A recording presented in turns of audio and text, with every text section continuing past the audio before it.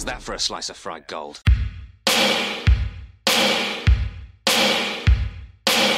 You think this is a fucking costume? This is a way of life. I'll be back. There's a flesh wound. I'm not gonna hurt you. I'm just gonna bash your brains. Take your sticking paws off me, you damn dirty ape! I'm sorry, Ben. I'm afraid I can't do that. It's alive! It's alive! It's alive! I guess everyone's entitled to one good scare, huh? I don't know where else this would fit, but I suppose now is as good a time to tell you as any. I saw this great interview with the Wachowskis on DeVry University, and they talk about a lot of stuff. But one of Lana's first screenplays was The Princess Bride. She had worked really hard, read the book, was like a huge fan of the book, and had written out the screenplay. Was like, this is perfect, like everything's already here, I can already just do all this. And she wrote the whole thing, basically started pretending to be like a publishing company or like some kind of production company, and like started calling up Hollywood studios and stuff. And then she said that she got William Goldman's number, and she was like, okay, well, at this time she was like, he's surely got an answering machine, so he's not going to answer, so I'm going to leave him a message. So she wrote out like this huge long introduction and like why she's the best person to adapt The Princess Bride. This was when she was like in college, I think. So then she called, and she said immediately, somebody picked up, was like, this is Bill Goldman. She was like, and she's like, I have adapted The Princess Bride for the screen. And then Bill Goldman was like, I don't know how the fuck you got this number. I've adapted Princess Bride for the screen, and it's going to make a lot of money. Bye. I mean, he was right. That was my next question, was like, where in the timeline did this fall? Yeah, like, you can't fault him for that, because, like, you know, he adapted his book, you know. Yeah, and William Goldman is one of the, I don't know, most famous screenwriters of all time. So she had to kind of assume that he was probably going to do that. We also, I don't think, talked about that their first meeting with Steven Spielberg was, or did we, on Bound, when they were making Bound. They really, yeah, she told that story and said that they were like really stunned. He's like, "Oh, you're making your first picture," and they're like, yeah." You get like really nervous. They're like, "Do you have any good advice?" And he said, "Wear comfortable shoes." Thank you. That's great advice, Steve. Actually. Yeah. I mean, if you're going to be on your feet for like 15 hours a day, comfortable shoes is probably the way to go. Yep. Yeah. You guys want to start a podcast? Yeah, we'll actually start the real podcast now. Well, hello, and welcome to Cinema Shock. It's the podcast that explores some stories behind your favorite cult and genre films. And if you've ever wondered, if you've gone through the past 2 years without getting COVID, and you've ever wondered what it's like having it, but only in your eyeballs, well, this is the episode for you. I'm one of your hosts, Gary Horn. Wow, he's starting right out of the fucking gate with this. I'm your co-host, Justin Bishop. We're joined, of course, by Mr. Todd Davis. And I'm ready to be a real race car driver. And we're joined by special guest, Miles Griffin. Welcome back to the show, Miles. Thanks, guys. It is always amazing to be here. Get that weak shit off my track. Probably one of the best lines in the movie. I'm really glad you're here, Miles, because I feel like Gary's going to be a lot today. When isn't Gary a lot? Yeah, that's true. I was dealing with Gary all last night. Oh yeah. Well, do we need to know this story? Look, I'm still a little sore in the back area, but you know. Yeah. Heyo. So welcome the to back area for carrying this show. Welcome to part 5 of our series on the Wachowskis. Last week we took a little bit of a detour on a film that they did not direct, but were very heavily involved with, V for Vendetta. And as we discussed during that episode, after that daunting task of bringing these huge Matrix sequels, Matrix 2 and 3 to the big screen, the Wachowskis wanted to take a brief hiatus from directing. They focused on the producing writing side of that production of V for Vendetta, allowing their longtime first assistant director, James McTeigue, to make his feature directing debut. But after V for Vendetta's release and relative success, the siblings were ready to jump back into the directing pool. So how to follow up a franchise as monumental as the Matrix trilogy? Well, as they always seem to do, the Wachowskis bucked all expectations with their choice, making something that is about as far from the Matrix films as possible, at least aesthetically speaking. The resulting film was a failure at the box office and with critics, but in recent years, it has gained a cult following and is considered by many to be the Wachowskis' most underrated and misunderstood film. And the movie we're talking about is, of course, Speed Racer. He's going to be the best. For my family, racing's everything. When I watch you do some of the things you do, you just take my breath away. I'm so proud to be your mom. Speed Racer, what are you thinking? That race was fixed. Someone's trying to crush everything in my life that matters to me. How can we fight this? The only way you'll ever stop these people is to bring them to justice. Racing's the only thing I know how to do, and I gotta do something. This isn't a game. These people play rough. That's why I'm going with you. Let's go. Go, Speed, go!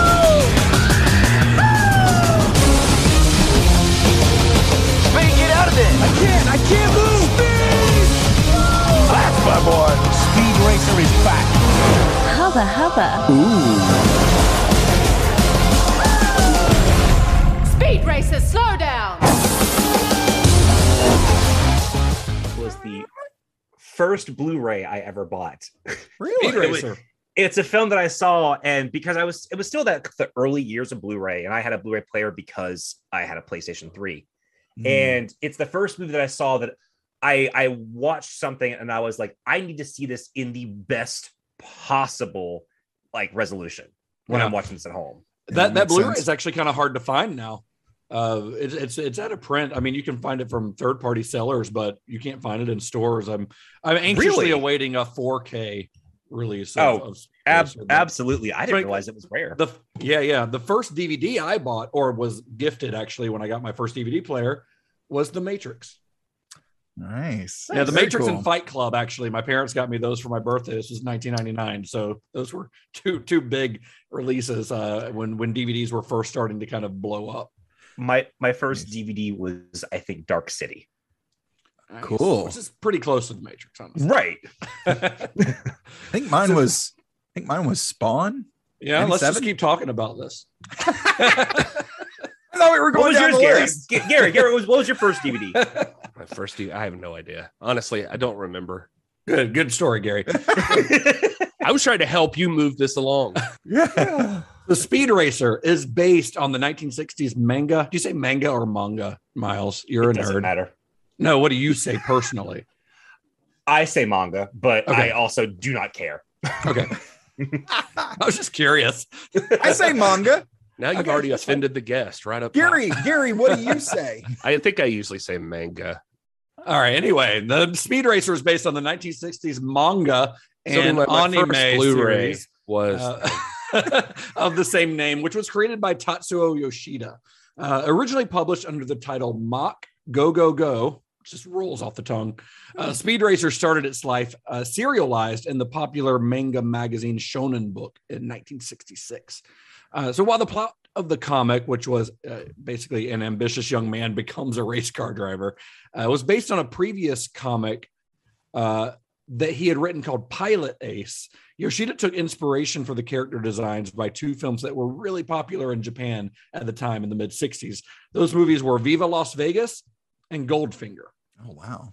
So basically his main character's look was based on Elvis Presley's race car driver character in Viva Las Vegas, complete with a black pompadour and the handkerchief, the kind of neckerchief, while James Bond's Aston Martin DB5 from Goldfinger, the famous Bond car, the most famous Bond car, served as inspiration for Speed Racer's gadget-filled Mach 5. Yeah, that's pretty cool, actually.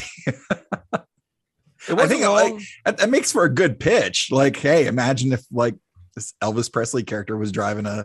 Imagine Elvis Presley as James Bond. Yeah, Elvis Presley as James Bond. Like, all right, that sounds like fun. So it wasn't long before the comic's popularity led to it being adapted into an anime. This was pretty common at the time. Running for 52 episodes from 1967 to 1968, the anime proved to be an even bigger success than the comic, resulting in the series being imported to America.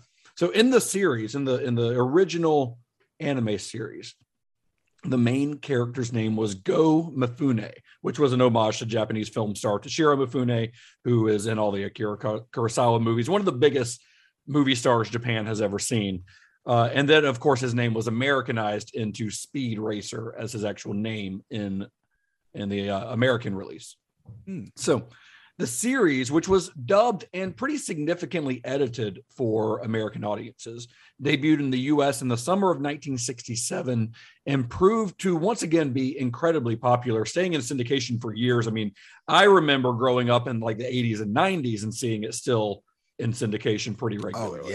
Oh yeah, especially when Cartoon Network was first, popping off, and they were mostly recycling, the older Hanna-Barbera and the 60s and 70s cartoons. This was in heavy rotation, and even this style of popularizing a Japanese anime or Japanese animated show into something that has become part of the American, pop culture zeitgeist. I mean, that happened with Robotech, and it happened with Battle of Planets. It's something that would continue to happen pretty frequently for a good while before we got straight actual adaptations or rather translations.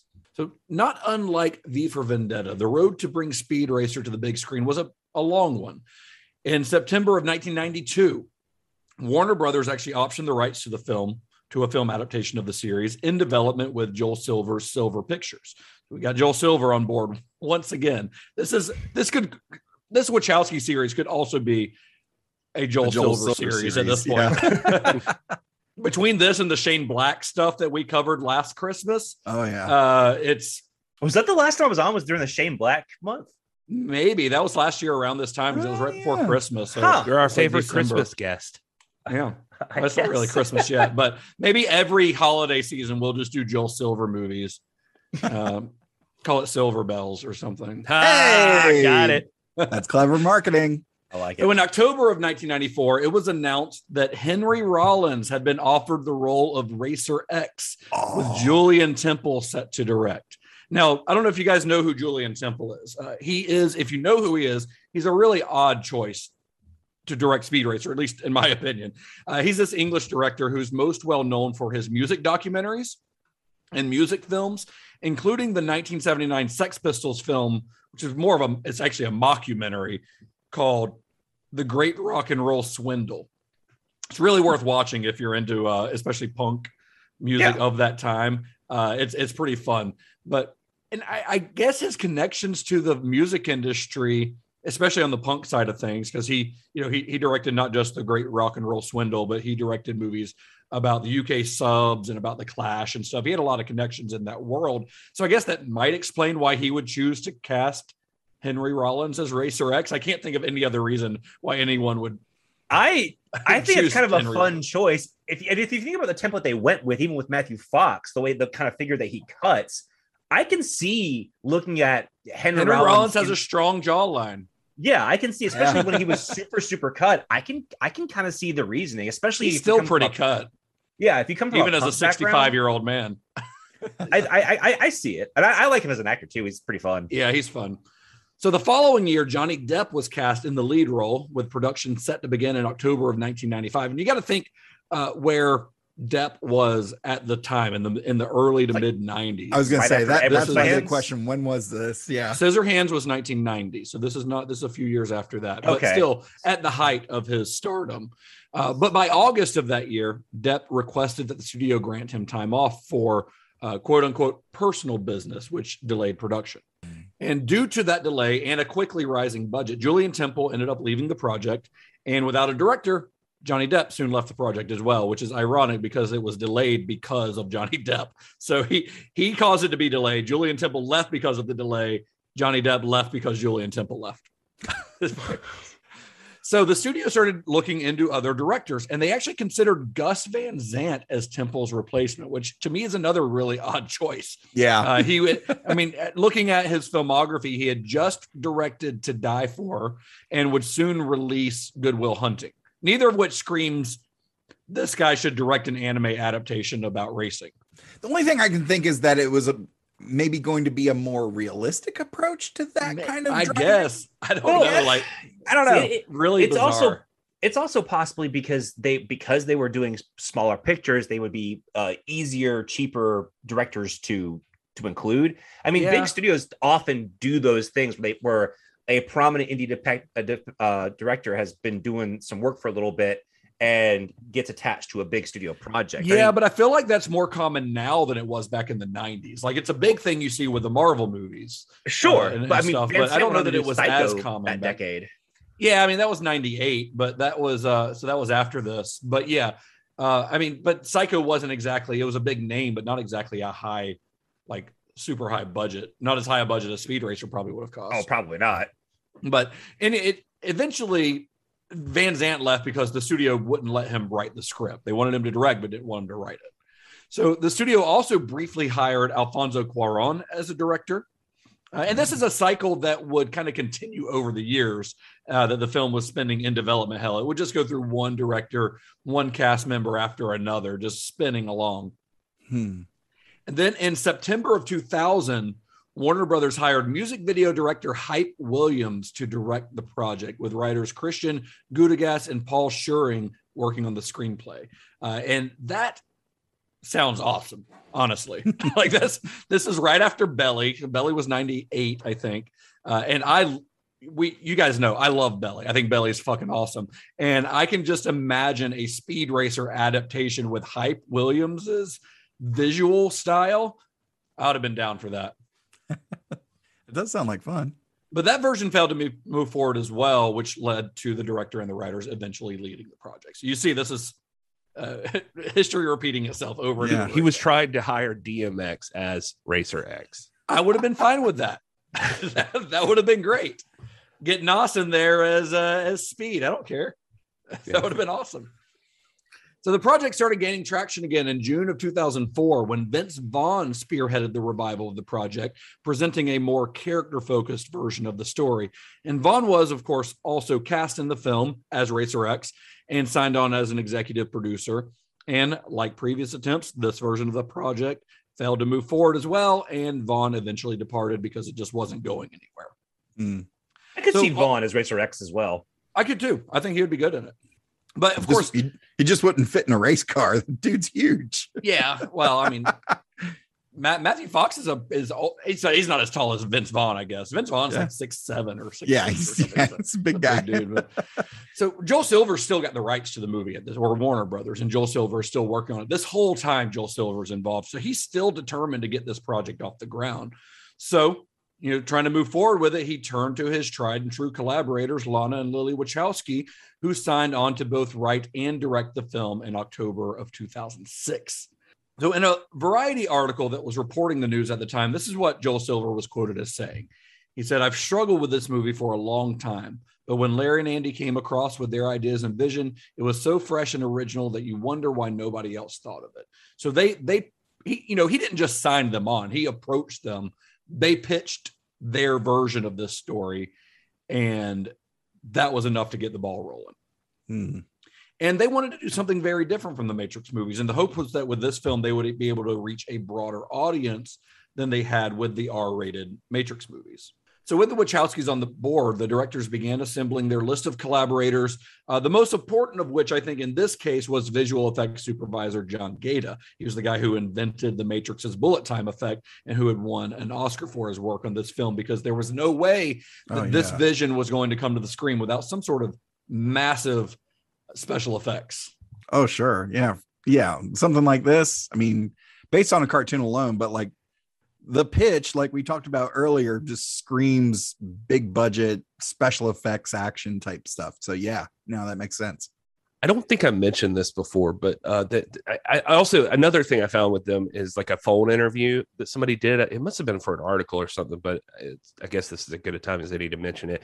One of the things that attracted the Wachowskis, they said, really was like what they could do with the movie. Like they were more intrigued by visually, aesthetically, obviously what they could do with it. But the quote from the phone interview that Lily gave, no, I'm sorry, this was Lana, said, we knew this movie was dangerous. We're very visual thinking audiences. We're often drawn to ideas that stimulate the imagination visually. And unfortunately, we work in a medium that is one of the most rigid aesthetically. So if you go to an art gallery or particularly a modern art museum, you would experience an unbelievable range of aesthetic possibilities. But in cinema, all movies typically look the same. I mean, maybe they'll make one a little greener or a little more dark, but they're still all pretty identical. We've always thought it was interesting that no one's done anything with the language of editing. It begins with a capital letter and ends with a period every time. And we thought, well, because of computers, we can transcend this language of cinema to stretch out more of the way we experience the world. We don't experience in grammar, but more of a rushing stream of consciousness and connections. Wouldn't it be amazing if we can use this movie to create sequences in a film that are just rushing montages that simulate the way we actually experience the world? Particularly in something like race or in sports, or where there's always swirling memories, experience, strategy, conflict, all woven without falsely constructed sentences. I kind of love that because I love the idea that they're not only not wanting to repeat themselves, but they're not wanting to repeat what any other filmmaker has done, which you don't get a lot of. You don't get a lot of filmmakers who are like specifically trying to go against the flow or create their own, not even against the flow, but create their own lane to, I guess, make a weird driving reference in a movie about driving. But that's what I like about them. And we'll talk about this in their other movies after this as well, I think. But the Wachowskis they love taking chances and they love going against expectations. Not only expectations that are put upon them based on their previous work, but just expectations on what a movie should be. Yeah. In that same interview, they talk a lot about how, that everybody's a slave to the camera, but they don't have to be anymore because of the computers. That they, when they really started digging into the concept of the movie, they were like, we can control everything.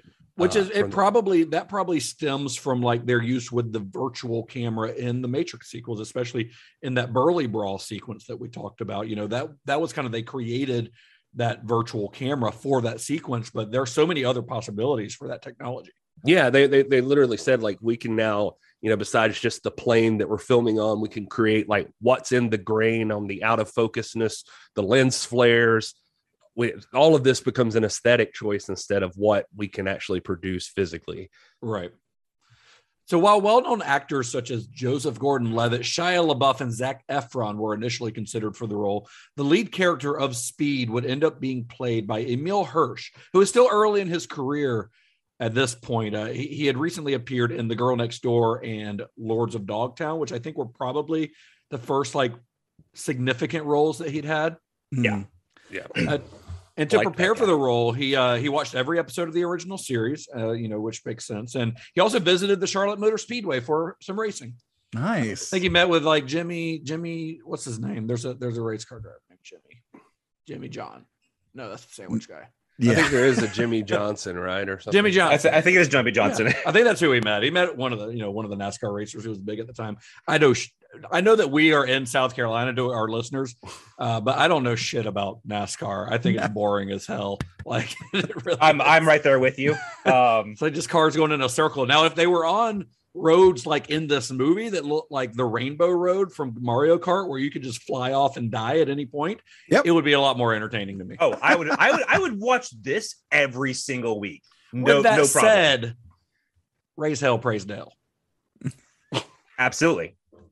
So for the role of Trixie, several actresses were considered, including Kate Mara, Rose McGowan, and Hirsch's Girl Next Door co-star Elisha Cuthbert. What happened to her? She's on she's on this show on Netflix. The one with Ashton Kutcher. The ranch. Is she on there? She's on there. Well, the role would eventually go to Christina Ricci. and who looks like a living anime character anyways. Yeah. I was going to say the one out of those, like I could definitely see Rose, like somehow her look feels like it could work. But yeah, I think the main reason that Rose McGowan didn't get cast at the time is because she had recently had a lot of plastic surgery done. Oh yeah, she's had quite a bit over the years, but she had it was drastic enough at this time that the producers were actually worried that people wouldn't know who she was. Like they was in like a bad car wreck, right? Like yeah, I don't know if that was at this time or not, but I know she was at one point. But yeah, the producers they're like, yeah, people know who Rose McGowan is, but they were worried that they wouldn't see her and know that it was Rose McGowan. Like it was that drastic of a change. Oh wow. And the rest of the cast was filled with veteran American actors such as Matthew Fox, John Goodman, and Susan Sarandon, and international stars such as German actor Benno Furman as Inspector Detector, Australian actor Kik Gurry as Sparky, British actor Roger Allam, who of course had appeared as Prothero in V for Vendetta. He plays the villain Royalton, and then Korean singer, songwriter, producer, actor Rain as the two-faced rookie racer Tagokon. Speed Racer was Rain's feature film debut, but the following year he would star in the Wachowski-produced, James McTeigue directed Ninja Assassin, which we talked a little bit on our V for Vendetta episode. Huh? I said I'm a fan of that movie. I've never seen it. It's fun, as I recall. It's just fun. Yeah, it's a fun movie. Yeah, they basically, from what I read, they cast him in Ninja Assassin because of like the brief fighting scene that he has here. They saw some potential in him. I don't know that he's made any other. Asked Keanu, by the way, for like Racer X, but he turned it down. Oh, that might have been cool. Yeah. Huh. Interesting. Yeah, I'm not sure. That's one person I couldn't really find a lot of info on how he got involved with Matthew Fox. So I imagine it was just a boring. My agent sent me a script. I did an audition. Right. Nothing very. Besides the strong jaw, I feel like that voice has to be. Yeah, and he's got a good voice. Yeah. Interestingly enough, it's very important to know that Scott Porter, who is also Rex Racer, and then Matthew Fox is Racer X, they share a birthday. Oh, interesting. That's wild. Fun. Yeah. I mean, we can stop the show now because that's it. And I'm at Davis on all the socials. Thanks so much, guys. Good night. So Todd, while we're on the subject of cast members. Yes. What you got for us today? What you got for us this week? Well, this week in Who Am I Trekking With? Really, this is another thing. I can't decide if it's the Wachowskis that hate Star Trek or if everyone on Star Trek hates the Wachowskis, but they seem to just not have a lot of crossover at all. But I don't think we've discussed at this point. Michael, I always mispronounce it. Giacchino. Thank you. Yeah. I was about to say, because when we started talking about this, I was like, surely he knows the composer on this one. Yeah. But yeah, long story short, Michael Giacchino has basically been involved in Star Trek ever since 2009 with J.J. Abrams and the Birth of the Kelvin timeline. So that was 2009, 2013 with Into Darkness, and 2016 with Beyond. He's also done supervising composer for 3 different episodes of Star Trek short treks. Those episodes are Ask Not, The Trouble with Edward, and Q&A. All of that was in 2019. And he was also the composer and director of Ephraim and Dot, which is a fun little animated episode of Star Trek short treks. And that was also in 2019. And he composed the theme music for the brand new Star Trek Prodigy, which is it's a fun series, actually. I'm enjoying it. Yeah, Miles and I discussed that the other night. It's a fun one. It's just getting off the ground, so I'm interested to see where that goes. But yeah, that's pretty much all of the Star Trek crossover with this. I mean, that's a pretty decent crossover. Yeah, it's all one guy, but it's still. I mean, Giacchino, so he got involved with Star Trek because he was a composer on Alias and Lost. With J.J. Abrams, and I think he did Mission Impossible 3, which J.J. produced, and he's done a lot of Pixar movies, like The Incredibles was him. I think he's a really great director. He's actually one of my favorite. Didn't he also do Fringe? He may have done Yes, Fringe. That's a bad yeah. robot thing, so it's very possible he may have done Fringe. Such a good show. To go that extra mile, they also used some of his stuff in 2009 for the Star Trek video game, Star Trek DAC, which I found out what DAC means, and it doesn't really seem to fit the theme of Star Trek. It means deathmatch, assault, and conquest.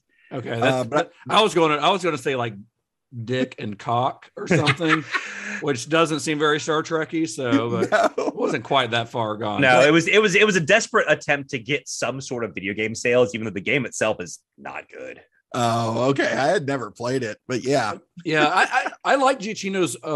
I like his work here because I think it's really fun and fits the movie very well. Oh, and of course, he utilizes the original Speed Racer theme song very, very well, I think. Because like when they were making this movie, the Wachowskis actually purchased the rights to not only the theme song, but the sound effects that were used in the original series so that they could use those. Nice. Yeah, where cool. needed. So that's pretty fun. Yeah. So Speed Racer was filmed at Babelsberg Studios, the famous studio in Potsdam, Germany, where the majority of V for Vendetta had been filmed. We talked about that a lot during that episode. It's funny because most of this film is set on small sets or green screens. Majority of every scene is on a green screen. So it makes the location where they're filming it completely unrecognizable. So I'm like, well, why are they going to Germany to shoot this if they're just going to be on green screens the whole time? But it was largely economic. Warner Brothers received $13 million from Germany's then new federal film fund, which is the largest amount that had ever been granted by that organization at that point. Wow. So Germany basically paid them to come film there. That way they're hiring German crews. It's bringing a lot of money into the German economy, so it makes a lot of sense. But yeah, that's why a movie that has nothing remotely German about its look or locale was filmed in Germany. Although, like, there's got to be a fun version that leans super hard on like German aesthetic. Go Speed Racer, go! So drive your car. The production also marked the first time that the Wachowskis had ever shot on high definition video, which is a format that allowed them to have the entire foreground and background in focus, giving it a look that more closely resembled classic anime. It's called deep focus, but it's something that a lot of movies don't try to do, although Citizen Kane is famous for its deep focus work. So it's possible, but it's very difficult to light. But because of the way they're shooting this, they were able to, if you watch this movie, every single scene is fully in focus from foreground to background, which is very unusual and gives it a really unique look, even in like just what would in most movies be like a simple dialogue scene. As someone who watches a lot of anime, I think it's one of the most striking things about this film. It's the closest I've seen to a live action representation of what an anime would look like as a live action representation. And it's so wild. Like it's unlike anything I think I've ever seen. Once you start noticing that and the scene transitions and things like that in this movie, you can't stop noticing them. Yeah, I think the closest thing I've seen recently is, at least in the promotional materials for Netflix's I guess by the time this episode release, Cowboy Bebop show.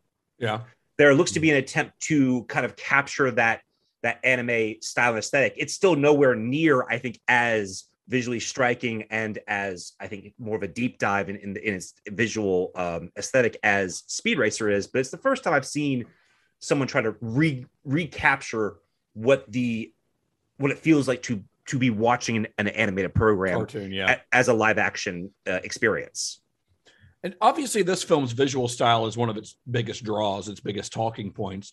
And the Wachowskis' main cohorts in creating the movie's unique look were John Gaeta and cinematographer David Tattersall. Now, Tattersall, we haven't talked about him on this show yet. He's a British cinematographer whose previous credits included collaborations with directors such as Frank Darabont and George Lucas. He was actually the director of photography on the entire prequel trilogy, so he had worked with James McTeigue. But he was unfamiliar with Speed Racer, the cartoon, having grown up in England because it wasn't syndicated there. But he wanted to work on the project solely because of his respect for the Wachowskis. And that's cool. From their earliest conversations, the Wachowskis let Tattersall know that this was a film that was going to break new ground visually. And they wanted something that aesthetically ran like completely contrary to the dark and gritty look of the Matrix movies. They want a look that was that they described as super deep focus, super color saturated, and very smooth, clean, and sharp. A visual choice that not only was very different from their own previous work, but very different from what was prevalent in movies being released around this time. The Dark Knight, for instance, came out 2 months after Speed Racer, so that gives you a good idea of where most movies were aesthetically at this time. Yeah, that's just that title alone paints a very clear picture. Right. Early planning for the film's look referenced the work of anime directors such as Hayao Miyazaki, Katsuhiro Otomo, and Masamune Shiro, as well as the hyper-real work of photographers David LaChapelle and Jill Greenberg. And when I read that in my research, that was part of their visual style, especially David LaChapelle, who I was a big fan of back in like the early 2000s when he was at his heyday. If you are familiar with his work and the way that the colors just pop in his work, it is actually very obvious once you start watching this movie how big of an influence he was on it.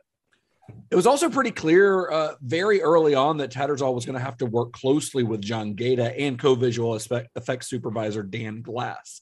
I don't think we've mentioned Glass yet on this series. He's worked on a couple of these. He's been working as a visual effects supervisor with the Wachowskis since The Matrix Reloaded, and he'll actually continue to work with them on every Wachowski-directed project, including Sense8 and the upcoming Matrix Resurrections. Okay, I thought I'd recognize the name, but yeah, so he's been there. He's kind of, John Gaeta is kind of they're both credited as visual effects supervisor. John Gaeta gets all the press because he's the guy who did Bullet Time and things like that. But Dan Glass is a very important element in this as well. But Gaeta in particular on this film was instrumental in helping create the film's look, a technique that he called faux lensing, which refers to the way that in a lot of these shots in the film were created by capturing multiple photographic elements, manipulating and combining them to create an image that couldn't be created using traditional camera techniques.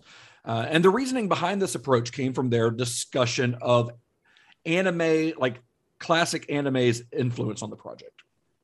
As Gaeta explains, this is a quote from him. He says, anime tends to be very purposefully expressive.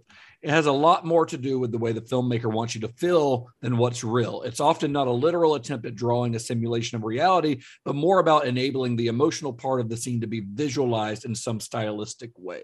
So if you've seen the movie, you know this, but they're clearly not going for realism here. They're going for a feeling. They're going for a vibe. Mm-hmm. Yeah. Yes. That's by far the critique of this movie that irritates me the most. Like everywhere, a lot of the ones that I've seen where they're like, the physics of this are ridiculous. And I'm like, okay, I get that's not the point here. That's not what we're going for. Yes. I'm not going to Speed Racer to watch Days of Thunder. I'm not trying to get even that's not even a realistic experience, but I'm not supposed to get a realistic experience from this movie. Right. I don't go into an adaptation of a already very cartoonish racing cartoon, expecting this to be some dark realism. Yeah. I watched one of those, everything wrong with Speed Racer in 19 minutes or less or something. And I was watching it and I was like, most of the stuff was just like this. Physics. Why did they put a beehive in the slingshot instead of a bomb or something? Yeah, because it's fun. It's fucking Wacky Races the movie. Right. Yeah. Here's Mario Kart the movie. It's like that is such a idiotic complaint. I gotta fundamentally misunderstand what they're going for. And I don't know how it's not super obvious because they're beating you over the head with it. Well, even because even with it being so cartoony, I gotta say, at least it's consistent. They stay consistent pretty much throughout the entire time that you're watching, and I think that helps because it's like anything else that you establish, as hey, this is how it is in this world, be it dialogue or visuals or whatever it is, the physics of these cars. Hey, this is how it works here, and this is the story we're telling with that. As long as the rule, if a movie creates its own rules and sticks to those rules, that's fine. It doesn't have to stick to the rules of other movies or even the real world. That's the way I see it. Yeah. So what they ended up doing is they would basically bend a scene visually in ways that just couldn't be done using a camera out in the real world. This is something that they had done in the Matrix films as well, especially like I mentioned before, that burly brawl scene. But even the Matrix had to have some sort of grounding in reality. Like the world of the Matrix still had to kind of look like the real world to be believable. But with the concept that they had behind this film, they had the ability to take it even further. And one of the main techniques that they used to achieve the film's look involved shooting in layers. So basically, they would have 4 units shooting at once. The Wachowskis were on the first unit. James McTeigue was their second unit director. And Chad Stahelski and David Leitch, who were the film's stunt coordinators. We talked about Chad Stahelski back on our Matrix episodes. He was the stunt coordinator there, as well as Keanu's stunt double. And of course, Stahelski and Leitch would go on to create the John Wick franchise later on. But they shot the third unit. So they were shooting a lot of the stunt stuff. And the fourth unit was all special effects stuff. So every scene was shot 4 times with these scenes layered against each other to give it a look that mimicked animation cells. So they would basically shoot a scene, and then they would shoot another scene and layer them over each other, which it's very noticeable in, say, when somebody's talking and there's a flashback, and instead of flashing back, it's the background behind them. Yeah. Like that, I love that so much. It's a really great technique, I think, and really unique. And so Gata and Glass, they oversaw an in-house team called Exhaust that consisted of about 20 people who created 300 to 400 shots for the film. The rest of the film's effects were divided between a dozen different effects houses. And I noticed that was watching the movie, and like when the credits came on, I just kept seeing like the names of these different effects houses, like one after another, more than I can recall ever seeing on a movie. Yeah. So they had Digital Domain creating the on-track racing scenes. Sony ImageWorks did the mountain race sequences. A company called BUF that's in Paris did most of the rally racing. Cosmopolis, which is the city, and Royalton's factory. And then other contributors included ILM and Evil Eye Pictures. Like they had a lot of big effects houses working on this nonstop. And these effects were created all over the world. This was 2007 or so when all this is being done, 2006, 2007. So technology was vastly different. Even then, it doesn't seem like that long ago, but even then it was vastly different than now. So basically they would have to email the files. They would work on it, email them in QuickTime format. And the Wachowskis would review each shot as it came in, give their feedback to the effects houses. The artists would work based on those notes. 3 hours later, they would do the same thing again, have another look at all the effects. Like it's a very, very bizarre process, but that's the way it's got to be done when you're working on something that's this heavy in effects. Well, I mean, trying to get even, from a comic book perspective, trying to get something that looks consistent from page 1 to page 20 is tricky enough, let alone something like this, where it's not just one artist. You've got multiple houses with multiple artists. Yeah. That's crazy. It's crazy. Mm-hmm. And getting films made is damn near impossible. Yeah. So to have this seeming, I don't know that the average listener is going to really understand just what a monumental feat this is to get just this to look correct and consistent, let alone to get the whole thing done. But at the same time, I think at that point in time, probably the only people that could have gotten that done, and probably the only people that could still only get it done, were the Wachowskis. Yeah. I mean, considering their trajectory at this point, where you've delivered something that stayed in the zeitgeist for half a decade, and then went on to be heavily involved with a massively popular Alan Moore adaptation. Yeah, you have such a goodwill both from audiences and studios, because all those things, no matter how you felt about them, generated a lot of money, and a lot of money based off their reputation for their special effects and their style. Yeah, that. I think the only people who could have encouraged the spending required to make something like this work were the Wachowskis. Yeah, and I mean, the goodwill that they got just from the first Matrix movie alone is something that sustained them for probably the rest of their life. No, as we're going to see as we continue this series, their goodwill does run out with studios, largely as a result of the performance of this movie, honestly. But yeah, so I adore this movie. So but it did not do well at the box office. I mean, I am aware. I was by myself in that theater. It was just me in an afternoon screening on opening weekend. Well, so it was released on May 9th, 2008. It opened at number 3 at the box office that weekend. And the reason, one I think of the main reasons it did not do well from a financial standpoint was because it was up against Iron Man. Iron Man had come out a week before. And then the following week, the following week, it dropped down to number 4, the box office. So it, diminishing returns as is usually the case with any movie. And it went on to gross about $93 million worldwide, which is not great. No. And that's not just in America, worldwide, it brought in $93 million. And that's considered a major failure considering the film's budget of about $120 million. And that's before marketing and all the other expenses that come with releasing a movie. Oh, God.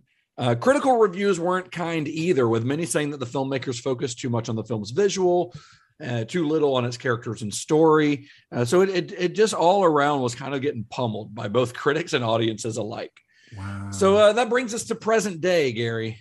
It's funny because this film has been reevaluated a lot in its recent years since its release. It often appears on lists and articles about underrated or misunderstood films. But I am wondering what kind of reviews you were able to find on the internet, because I feel like as much as the opinion on this movie has changed over the years, I have a feeling there's still quite a lot of people who are not fans. Yeah, even most recently, there are people still going back to revisit Speed Racer and then are racing to their keyboards. There it is. And letting the world Got know him! that somebody needs a nap.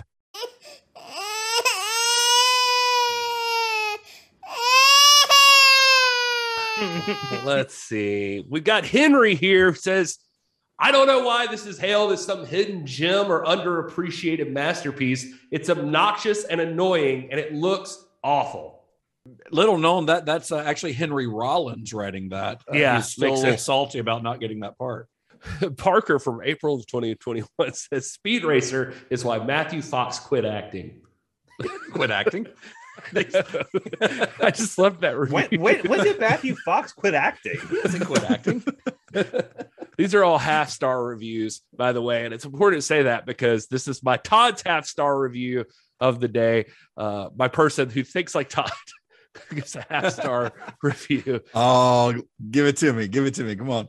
This phenomenal movie, filled with astonishing acting and impressive visual effects, invites the viewer on a journey of self-discovery. The shallow message that the film first appears to have very quickly transforms into a surreal neo-Napoleonic impressionism classic adventure. The avant-garde elements present in this movie will entice any viewer to experience the Burgundy finest cinema. Every single shot and scene is perfectly crafted. I can barely tell it was CGI. The classical French colors are present in every frame. All of this movie could be painted and hanged in the finest museums of Europe. The appropriate performance by Emil Hirsch as Speed Racer, supported by one of Natalie Portman's best performances ever as Trixie. That is wrong. I was Natalie like, this person's, you know what? Natalie Portman's so good in this that she makes herself look like Christina Ricci. The transformative where that review is going. And I was asking myself, how did this person give it a half star? But I think we answered it right there. So I think they're being being sarcastic. I think they're being 100% sarcastic. Yeah, making fun of people that like the movie. So 2 thoughts on what on you thinking that person sounds like me. First of all, I'm incredibly flattered because that person seems to at least be very articulate. Well, let me secondly, how dare you? well, now that we've said that, I think Miles is right, because as I'm like scrolling through it, I only read the first half before, but it says because this is the other part. The appropriate performance by Emil Hirsch as Speed Racer, supported by one of Natalie Portman's best performances ever as Trixie, matching only her mastery of the Star Wars prequels, will bring the viewer into the story like nothing I've ever seen before. Alexander Skarsgård as Speed Racer's brother is short of sublime. The Wachowskis' perfectly crafted script shows why they deserve the Oscar. The long German cinematic experience is clearly visible here. an obligatory movie to any who consider themselves living humans. Like, I can't even be mad at the effort that went into that. Like, it's it's a genuinely funny review. That's a great review. Nice. Dreamer says, half star, the Wachowskis overdosed on red pills, gave birth to this fucking car wreck, which is a metaphor for their entire career after the first Matrix. 135 minutes of pure agony and suffering, the ugliest looking film I've ever seen. I'd rather be tied to a chair with my eyes wide open, forced to watch the fucking cat in the fucking hat back to back, rather than endure another goddamn minute of this abortion. Wow. Jeez. All right. Wow. Ben says, half star, Trump decided to run for president after watching Speed Racer.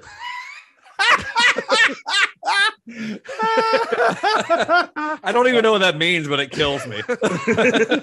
Brayden says, this is a truly harrowing film. I swear to Christ that I had ingested no illicit substances on the evening that I watched this, yet I swear that it got to a certain point in this acid-soaked nightmare where I was certain that I had been watching this mess for 2 hours already, and surely we were approaching the climax, only to find out that there were another 2 big races to endure. Time hasn't been the same for me since. I detest this film and what it did to me. I was shitting Skittles for 3 weeks after exposure to this neon garbage color palette. Wachowskis, more like Wachowskis. Wachowskis. Okay.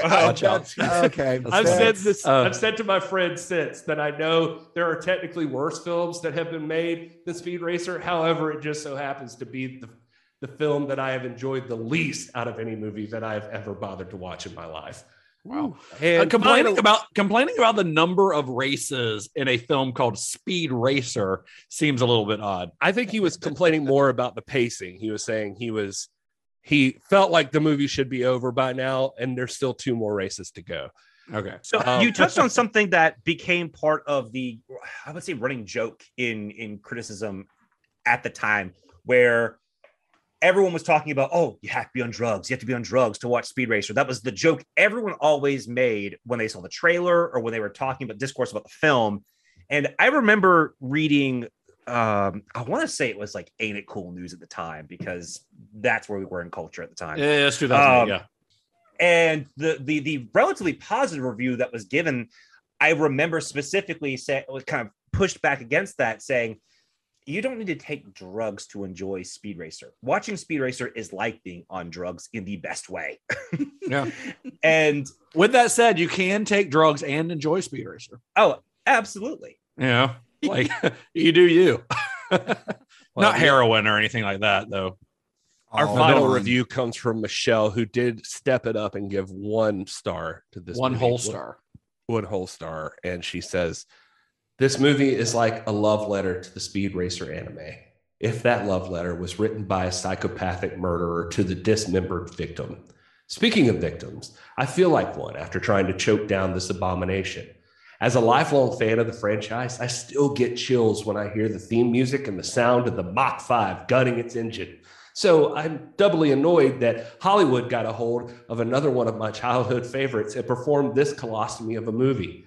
How this film was ever allowed to be seen publicly simply mystifies me. Wachowski sisters, you have entertained me with your other creations, but you will answer for this crime. That sounds like a threat. Jeez. Yeah. Sounds like a threat. It does sound like a threat. It also sounds like someone had not seen any of the follow-up animation for Speed Racer, because they're also very bad. Like the remake.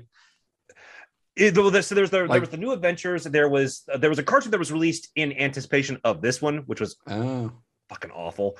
Yeah.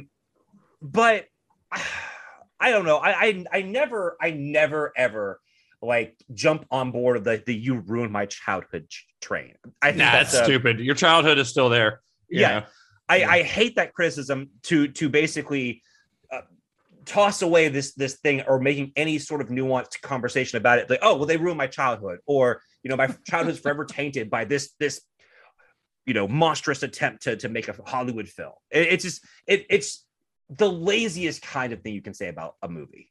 Yeah. Oh, I'm curious then, while we're talking about people who need a nap, in the past, we have discussed this film. Actually, we did an episode on it on our old podcast years ago. I think our buddy Zach Daigle sat in on that. I don't remember, but anyway, what I do distinctly remember is that Gary was not a fan of this movie at all at that time. But over the years, this has happened where we've discussed films and opinions have changed, or at least altered a little bit. So I am curious, Gary, before we get going on any more discussion on this, where you fell on this movie after watching it this time. So in the what's the word? The I'm not fancy like you guys. The Wachowskis oeuvre. Their duvet. Filmography works too. Yeah, filmography. I actually have to say that I enjoyed this movie a lot more this time. I still think the colors gross me out at certain points. Like, it's just a lot. Like, I think some of it does it's a lot not of visual make stimulation. It doesn't make any fucking sense to me, but I got it. And I think this movie, I would actually say, I think this movie has the most heart out of any movie they've made. I agree. I mean, that's been one of your criticisms towards them, is that people often feel robotic in their movies, which is not untrue. But like, especially mom and pops, like, they're just they are kind of the heart. I mean, John Goodman's the heart of this movie to me. They cast those roles superbly. I mean, Susan Sarandon and John Goodman. Susan Sarandon and John Goodman are so perfect in those roles that it's like you've done half the work just by hiring them. It's fucking insane, but there's been a moment that I've been sitting there and John Goodman and Susan Sarandon are a big part of it, especially John Goodman. And just because, like, Susan Sarandon's like kind of absent, it feels like, during a lot of the movie. Yeah, I do wish she was in it a little bit more, but yes. But there were moments I've been thinking about this movie where I'm like, this is my favorite Wachowskis movie, maybe because it just feels better to watch it. I still don't think they have a movie that I'm just like dying to watch over and over again. I don't think that this, even the original Matrix does, no, like I like the Matrix. I appreciate what the Matrix is, but here's the thing I have with them is that phone interview I mentioned earlier too, that I had, there was another part to it where they talk about the technology and doing what they can do in the editing, and like, nobody's ever touched this or done that. And the last part of that interview, Lana goes on to say, here's a quote actually. And then we started talking about cubism and the way it offers this construction of art based on the imagination of perspective. We could make the first cubist film because we could have the back of someone's head and the front of their face at the same time.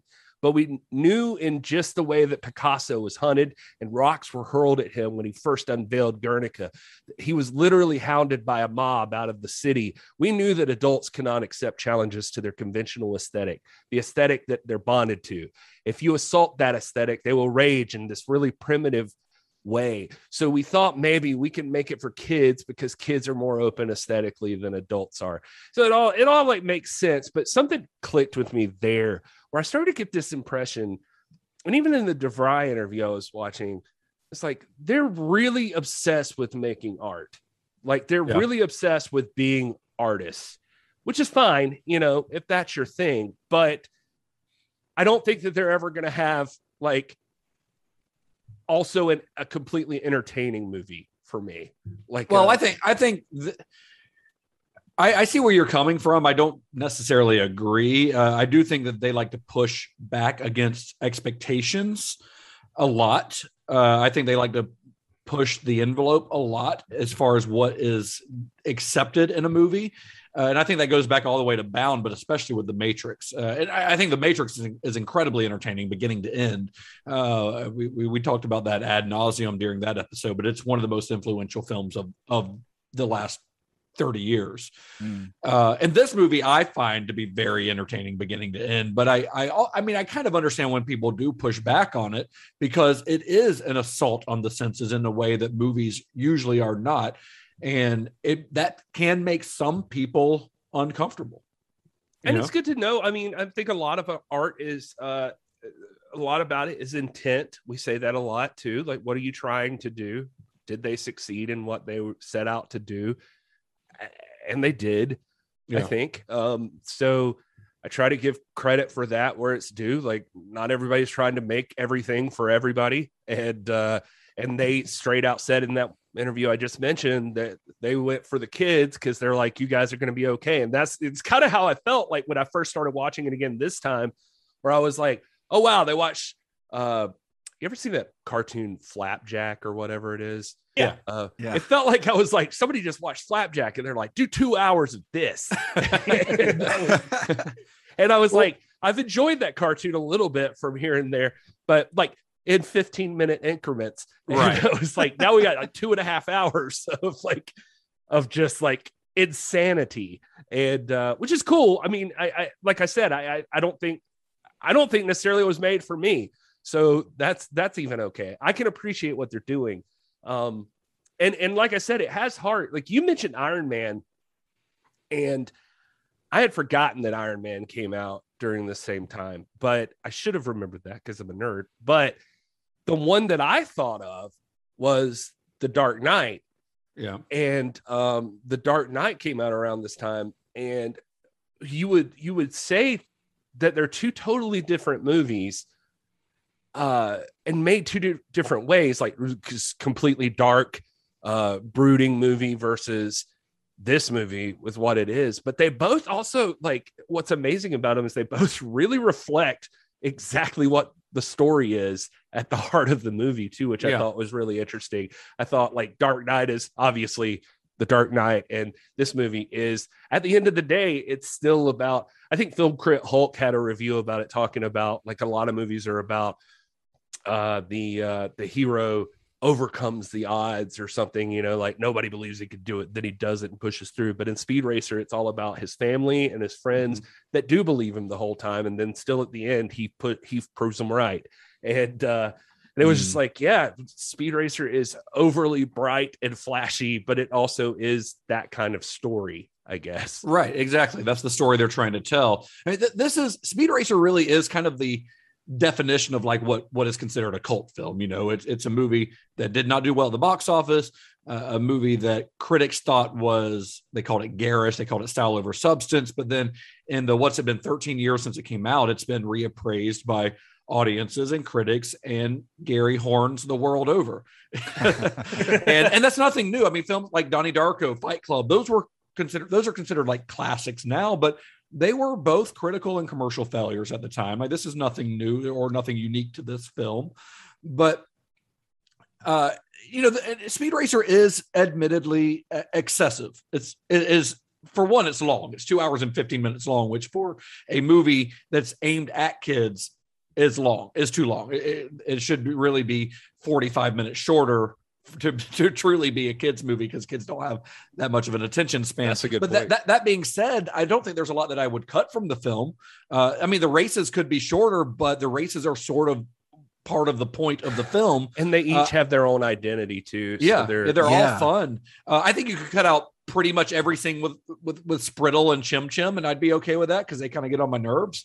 But that's not so much that it would really make that big of a difference. Although I do think the cutting between them and Royalton's big speech about stock prices and shit is very jarring, and I think that's the biggest flaw in the movie from a filmmaking standpoint to me.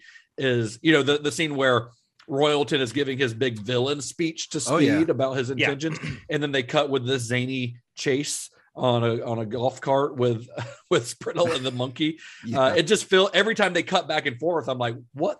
This you get like whiplash, you know. It's very strange. But I mean, this film is absolutely the cinematic equivalent of giving a bunch of unsupervised 11-year-olds as much soda as they could have. yeah. It is. I think the best example of that, is Sprittle and Chim Chim playing the solo from Freebird. Right. It's just very strange, a very strange choice. But, and this is also, for a family film, it's pretty complicated plot wise. Like, all of the talk of corrupt corporate politics and rigged races would probably go over the head of a lot of kids in the audience. Somebody did say somewhere that were like, the speech you're talking about was like, if you thought that what's the guy from the Matrix, the fucking guy in the room, the architect. Yeah, they were like, if you thought this is for people who thought the architect speech wasn't boring and banal enough. I mean, the thing is, like, the subject of his speech, I guess, could be seen that way, but Roger Allam gives such a great mustache twirling villain performance. I think he's really great in it. And also all of that stuff, like the rigged races, the corporate politics, that's the stuff that's prevalent in the original TV series. Like, this is not an invention that the Wachowskis made. So the question is then, why did it fail at the box office? It, for one, it had stiff competition. I do think it was a bit ahead of its time in the way that it was made. I don't know when it would be made for, but it certainly wasn't 2008. I mean, this was a property. Speed Racer, people know what Speed Racer is, but it wasn't exactly at its height of popularity in the mid 2000s. But more than anything, I think it just went against the grain for what audiences expected at the time. I mean, like we've mentioned it a couple of times, that this was released just a couple of months before The Dark Knight, a film that acted as sort of the pinnacle for gritty realism in filmmaking. Audiences were looking for these types of movies. Movies, even superhero movies, were very cynical at the time. Were very trying to be gritty and trying to be edgy. Like, that's what movies were trying to do in the mid 2000s. And then here comes Speed Racer with bright colors and a fairly old-fashioned story of good guys versus bad guys. And I think a lot of audiences might have thought that was childish or naive when they saw the trailer. I think that's a big part of it. But to me, that the optimistic tone of the movie, this is kind of going into what Gary was saying about it. I think that's one of its charms. I think that's what they're going for, and I think they nailed it. And I think that's part of what makes the movie fun, because this is a movie that it announces what it is from the very first frame. And by the first frame, I mean, before we see a character or a title, you get this kaleidoscope of color that accompanies the WB logo. And it tells you that you're in for something very big and very loud and very bright and very unlike anything that we've seen before. And very different even from what we expect from Wachowski movie, which, you know, in the Matrix movies were muted color and grittiness, you know, and this is incredibly different. And it's very different in tone, because this is, you know, you say it's got a lot of heart. It's a very sincere movie. And I think sincerity to a lot of audiences comes across as corny. You know, I think so, but I still feel like even critics like tried to read a lot into this, which, I mean, I'm sure it's there because it's the Wachowskis. There's like parts of it, but what I think a big part of this movie is that I think they were obsessed of aesthetically what they could do, like what were the possibilities of what they could achieve here. Sure. I throw back to these interviews constantly, but they don't do many. So Lana talks a lot about that. She used to get frustrated with like movie critics never mentioned aesthetics. Like, that was never a part of the subject, but that was like one of the first things that she noticed. She mentioned in the DeVry interview, like it's pretty fantastic. Actually, she mentions a month apart, Moonrise Kingdom and Snow White and the Huntsman came out. And she was like, literally, these are the same two movies. Like, they have exactly the same story. Like, she lays it out in the interview, like exactly like plot point by plot point. Like, this is exactly, here's the environment they're in. This is what happened. And these two movies are the exact same movie, but nobody ever said that, because just the aesthetics mattered so much that nobody pieced it together. She was like, watch Apocalypse Now and watch Conan the Barbarian. She was like, those two movies are literally the same movie. Like, she's like, at least the arc of the story is exactly the same. And she's like, but they're just aesthetically, you don't ever connect it.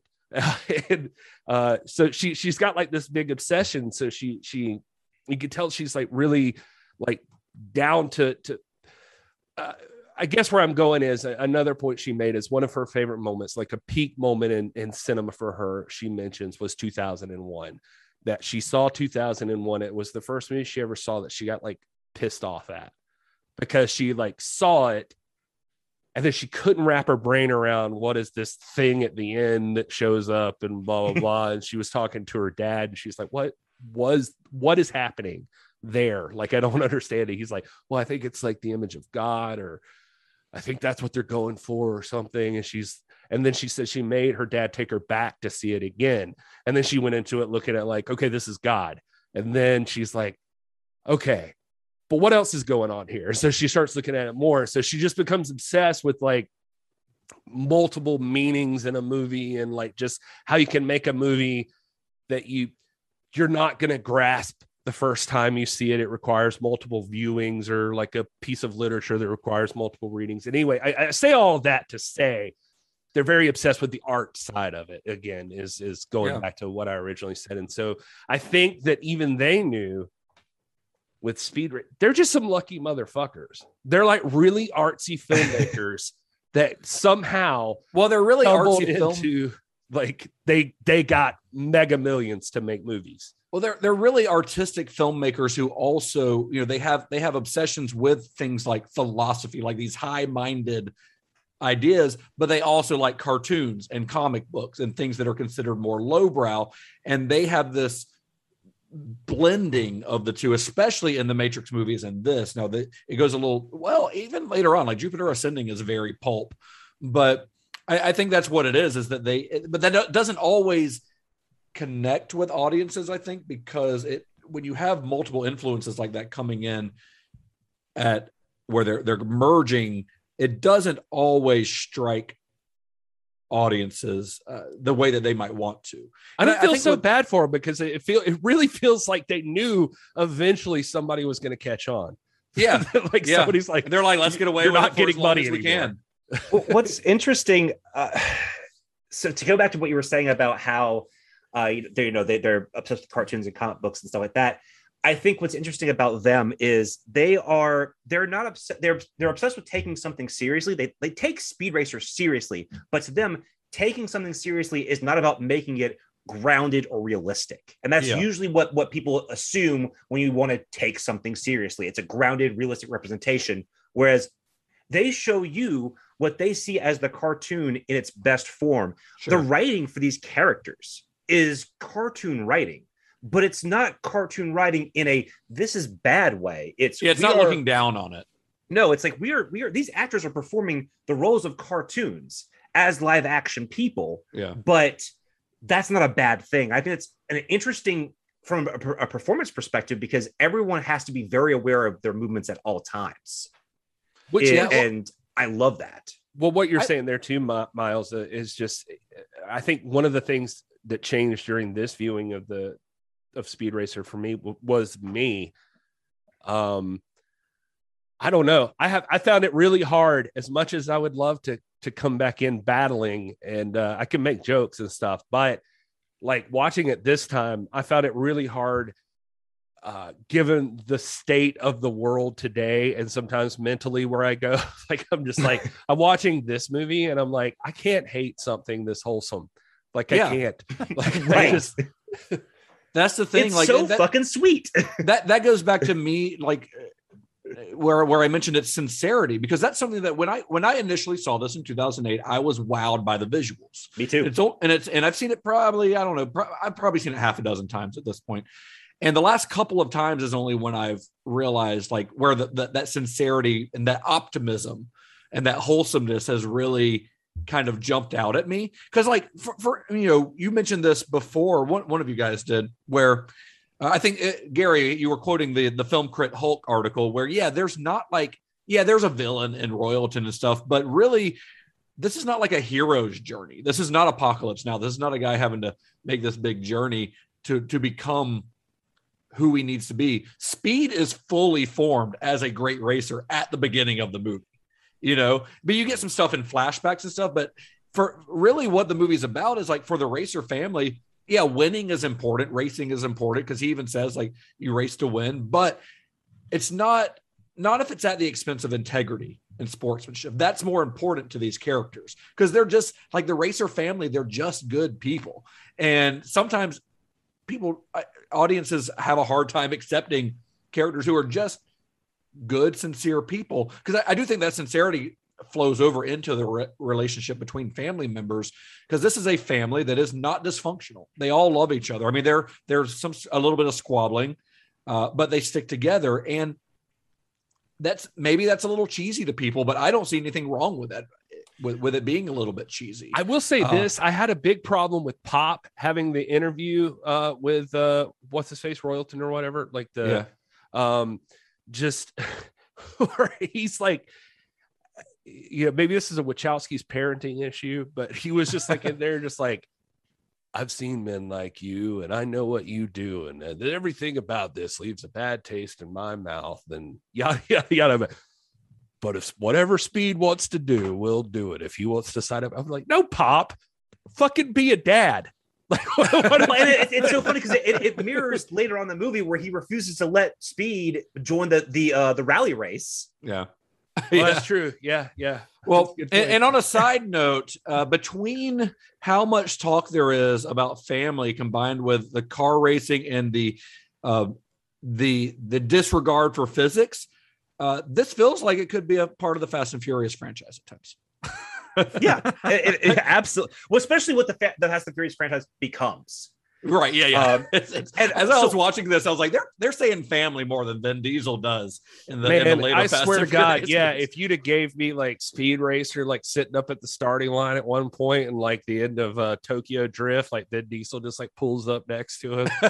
Vin Diesel as Racer X. Yeah. Oh, yes. I think what I appreciate about this film is that it is so uncynical, because I don't think, especially compared to superhero films, I feel like we were deconstructing the genre before the genre ever fully formed. We had Dark Knight and Watchmen before the MCU was ever formed. You know? So I felt like we already gotten that dark, gritty, realistic, cynical superhero stuff without ever getting the whimsy and the kind of wonder that genre represents. And the same with these cartoons. And I think the Wachowskis tap into something with this film where, like you said, it's wholesome, it's sweet, but there is a general sense of wonder about the world. Their whole thing, this like as you put it, a kaleidoscopic image on the screen, is all about looking at something and seeing beauty, whether it be through racing or your family or just having to do the right thing. There is beauty in everything that they do here. And I think that's so interesting. And I can definitely see from where Gary's coming from with the state of things as they are now, seeing a movie that just doesn't give a shit about anything but being pure is such a whiplash moment now. Well, the thing is, when you start talking about the movie as part of the overall Wachowski filmography, I was thinking about this as I was watching it and afterwards, as I was thinking about this episode. Like, we've talked a lot about the themes of the Wachowskis movies, themes of identity, etc. And where I think this really fits in, talking from that point of view, is that it is much like The Matrix and V for Vendetta. Speed Racer is essentially, they are all about revolutions against like the man, for lack of a better term. Oh yeah, absolutely. I mean, like in the Matrix, you've got Neo fighting against the machines, not necessarily because the reality inside the machines is bad, because people inside the Matrix have it better off than people outside the Matrix, honestly, but because it's a lie, it's false. You know, the same goes for V for Vendetta. Like the Norse Fire Party took over. They came into power because of a disaster, and that disaster was a lie. Not that it didn't happen, but because they created it. You know, this virus is something they created. So yes, it's another falsity that brought the man into power. So in Speed Racer society, giant corporations seem to kind of rule everything, but nobody is like noticeably oppressed. Like Mom and Pop Racer and their family, they seem to be living a good suburban life. You see her out there in her lounge chair and he's cutting the grass, you know, typical suburban life. But these big corporations, they're fixing races. They're creating another falsity, another lie by fixing races. And racing is the only thing that Speed cares about, you know, and to find out that it is all based on a lie is kind of a big deal. So the rest of the movie is him fighting against that, you know.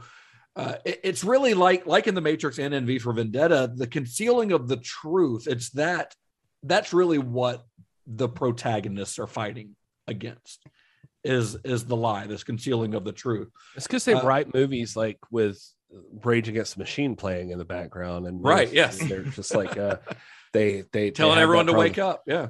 And the thing with like V for Vendetta was it was like government overreach and like government, you know, that sort of thing.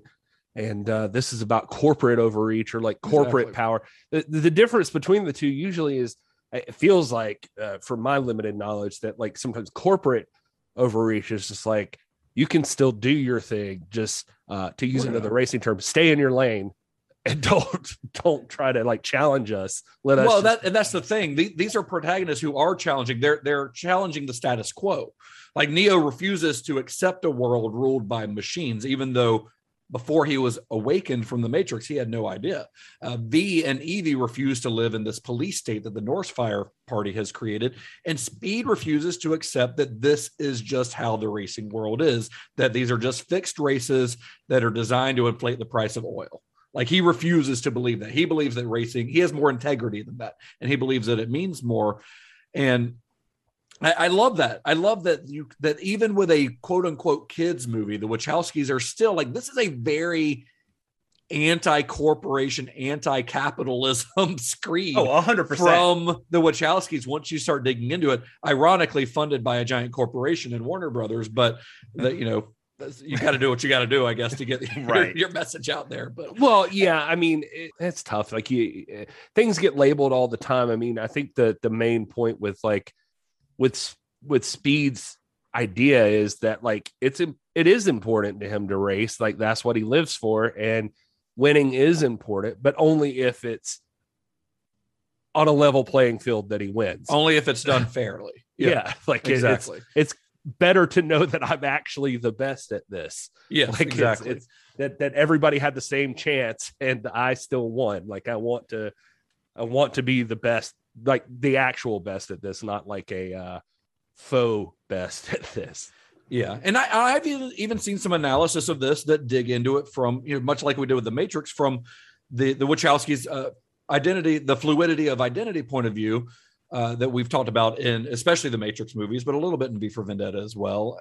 But from the point of view of the Rex Racer character, or the Racer X character, because he is someone who literally changes who they are, changes their identity, has to face the world as a different person, and does it, you know, even with the aid of surgery and whatnot. So you can dig into this stuff really far if you want. That motherfucker got plastic surgery and put on a mask. Yeah, just in case. double identity change. So, and plus, I don't know, by the way, why you would get plastic surgery and go from a Porter to like you need Matthew Fox's nose. No offense, but I mean, of all parts of Matthew Fox, he would at least kept the same, like, not your big ass honker.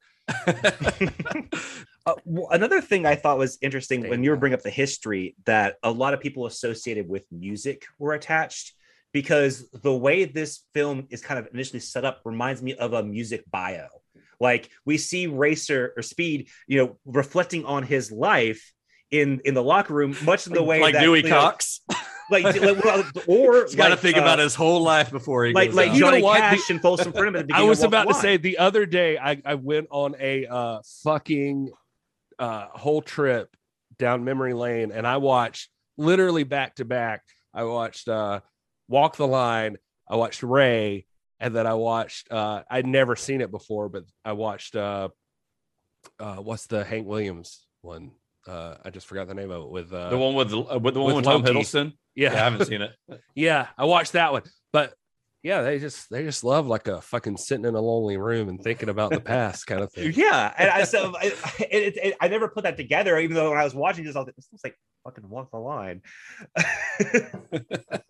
Yeah, I mean, Dewey Cox like makes fun of it, but when you go back and watch those actual movies, you're like, no, this is like they straight up did this. And I love that you can dig into all of this stuff with this movie if you want to, because the Wachowskis are very intelligent.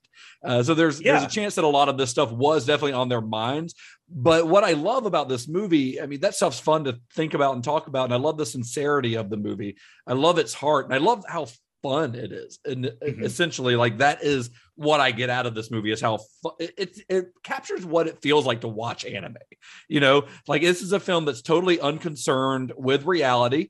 It hasn't been like focus group to death. Like, this is what audience want to see. This is the Wachowskis going, this is the movie we want to make, and we're going to make it regardless, even if audiences don't know they want to see this yet, and the audiences weren't ready for it. It took them a decade before people really started loving this movie. It's a movie it's got cars doing car fu against each other. It's got John Goodman fighting ninjas or nanjas.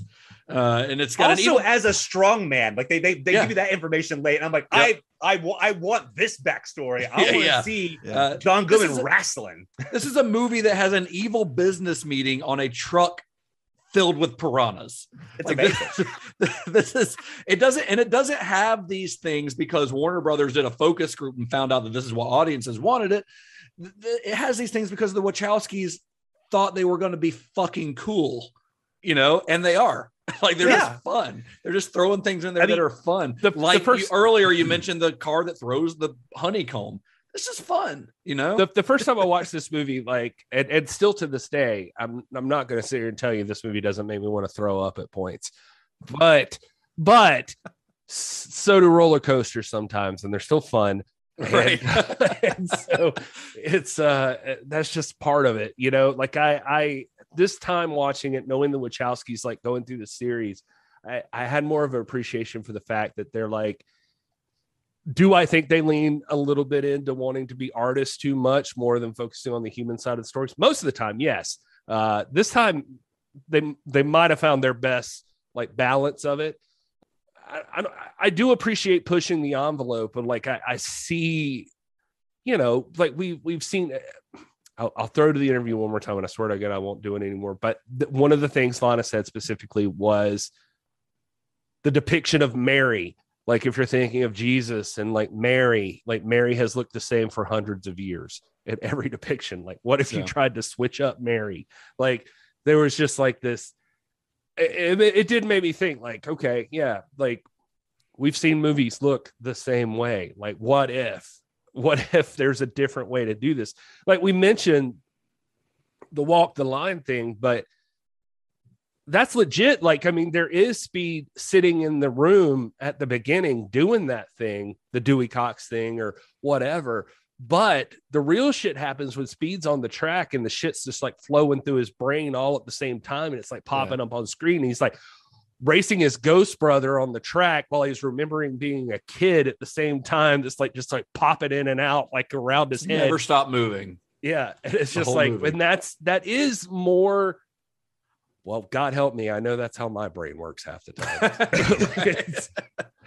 So, Todd, I don't know what your history. Well, before we wrap it up, I'm curious what was your history on this? Because I don't know if we ever talked about it before, or what you thought about it prior to this. I think, you know, as much as I love the superhero movies that came out around this time, Iron Man, Dark Knight, you know, arguably some of the best comic book movies made to date. I think I fell victim to them in watching this and expecting something in the same vein. So when I first saw this, I was kind of like, all right, I get it. It's not for me, but all right, whatever. But going into this now for the viewing for this episode, I really was able to just kind of put all of that aside and watch this in and of itself. And I actually had a blast. It is a lot of fun. And if you can, you know, and I guess that's a benefit of time, you know, once this thing, you know, gets out of whatever is playing at the multiplex at the time, and you're able to view it in and of itself, apart from everything else, that's where I think all this stuff sort of blossoms. And, you know, we start to see the layers of, yes, this top layer, this, you know, superficial layer is super colorful, super loud, very cartoony, but as you start to peel that away, you start to see some of the things that characters were doing that were very subtle. I was watching, like an ogre. Yeah, exactly. Just like an ogre. But I was watching, and I don't know why this stuck out to me, but I was watching Emile Hirsch walking around the breakfast table in that scene early on and noticing his slow, deliberate movements. And I was like, oh, that's an interesting choice, for someone named Speed, who has gone very fast this whole life. And I started to try to unravel that in my head, and seeing that we talked a little bit about the time period that this came out in. And I think it did fall victim to the movies of this time, but looking at it, I don't think that started here. I think it started in the 80s. It started in the 80s with Tim Burton's Batman. And it was a progression from there, even including the Joel Schumacher stuff, which of the comic book stuff at the time, if Joel Schumacher's Batman movies had come out at the same time as this, that would be a perfect back-to-back viewing. They're super colorful, very cartoony. Honestly, I'm now picturing Joel Schumacher's version of Speed Racer, and I think I would really enjoy that. I'm now picturing that Joel Schumacher went into Batman and Robin and was like, oh, it's getting a little dark for me. The part of the stuff I liked about Batman was the fun too. Yeah. And he was trying to hit the brakes a little bit. I just want to see a Racer X with nipples on his outside of his that's suit. really at the end of the day. Todd, you touched on something really quick that's worth saying too, is that Emile Hirsch doesn't get enough credit as an actor. Like, that guy's a fucking phenomenal actor. Yeah. He got nominated for an Oscar a few years after this, but all right, well, fuck me, I guess. But, but at the time for Into the Wild. Okay, I was going to say. That's right. Yeah, Into the Wild. But I mean, even in The Girl Next Door, which I own, like, I still stand by as like a legitimately good movie, especially at the death of raunchy sex comedies. Or whatever. Lords of Dogtown's really good. Really good movie. Yeah. Emile Hirsch is really great at whatever role you fit him into. I think that he nails that sincere tone that the Wachowskis are going for with that character. And that's it. He always it's a shame that the movie didn't do well, because he actually fired his agent the Monday after this movie came out. Which is a shame, because I hope that now he can look back at it and see how good it is, and how much people really enjoy it now. So this is the part we normally do this on towards the end of the episode, and this was for such a unique film, a movie that even almost a decade and a half later, nothing has come out that looks remotely or seems remotely like this movie, including the further movies by the Wachowskis. So in our further viewing segment, it's going to be an interesting one to try to pair up, because I'm curious what you guys would pick if you were doing a double feature with Speed Racer. Scott Pilgrim. Well, that's a pretty fucking good idea, Todd.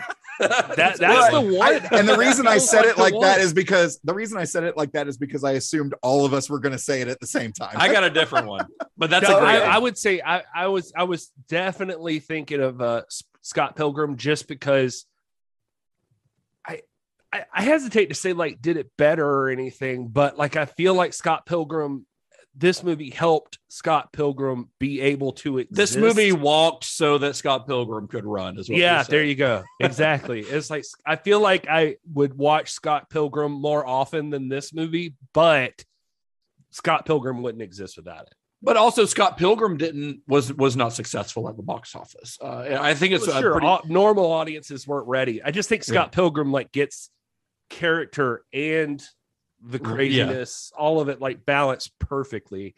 And this one I still argue with, but I don't hate this movie anymore. You can go back to our old show. I definitely hated it then. I don't hate this movie anymore. I think this movie's fine. In fact, again, I think it might be my favorite Wachowskis movie so far. Nice. So, do you know anything you would pair with this, Miles? Yes. Yeah. To double feature, this is not a film that you guys have seen. I can almost guarantee. You don't know me in my life, Miles. That's true. Is it Talladega Nights? Miles, is it Talladega Nights? As you guys have told me many times, you guys aren't big into anime. And there was an anime film from 2009 called Redline that it's as if they looked at Speed Racer and said, That's adorable. But this is fully animated. Yes, it's fully animated. It's one of the first. One of the only fully hand-drawn animation films that's come out in the last 20 years. It's over 100,000 frames of hand-drawn animation. Nice. It takes Speed Racer, the 2008 film, and inject it with heavy metal, and that's the movie. All right, cool. This sounds great. As in the magazine / movie anthology Heavy Metal, like that is this film. It's called Redline. It's called Redline. Okay. I'm adding this to my watch list. And I think you can still watch it on Tubi. I'm pretty sure it's free to stream. It's just a wild, it has a very specific style, just like this. I think just like this film, it is completely unpretentious and it builds its own world in a way that a film like The Fifth Element builds its sci-fi world, where like you kind of want more of it, but you're pretty satisfied that you got the world building down. It's also just a ride. Wow. Nice. That sounds great. If I could just say, like, if you want to see the ultimate evolution of this, I recommend Fast 6 or 7. Those are he says while wearing a Vin Diesel t-shirt. I do. I wear a Vin those are the ultimate. Or if you'd like to experience more of the big box office and vomiting and less of everything else, Michael Bay has a Transformer series you might enjoy. So I just looked up that movie that you were talking about, Miles, and it is directed by Takeshi Koike.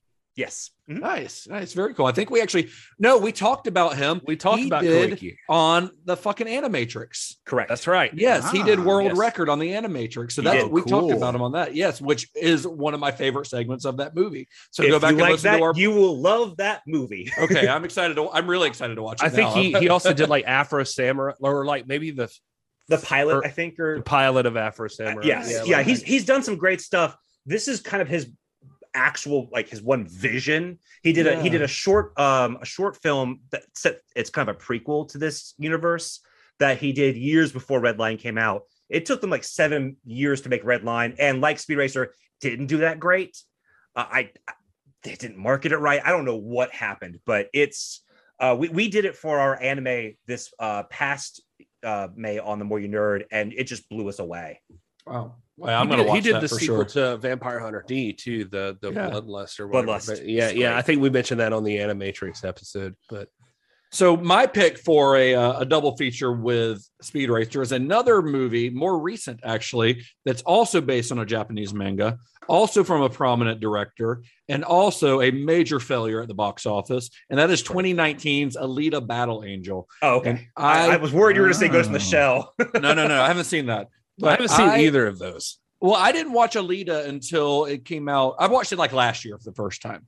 And I watched that. I was like, we should all be ashamed of ourselves for how we treated this movie when it came out in the theater. Because it's a fucking blast. It is so much fun. I wanted to see it. I didn't get around to it. I heard it's really good. Me in the theater. And it didn't do very well at the box office.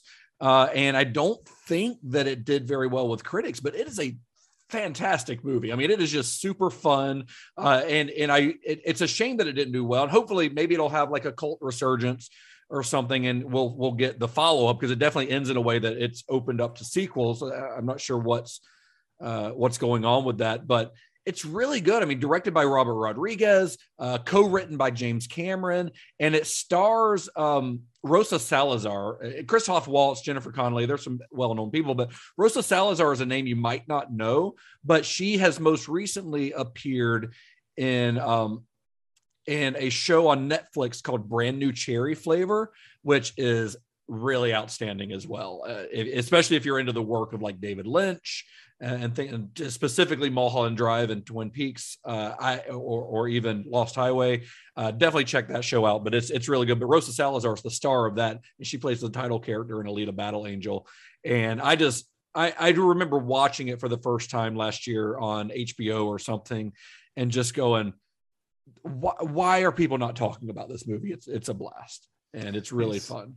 Well, for what it's worth, now as we're sitting here talking, I just Wikipedia'd the thing, but they said Robert Rodriguez in January 2021 said that he was still hoping for a sequel And then later on, during an interview with the Nerdy Basement, free plug, Nerdy Basement, hit us back.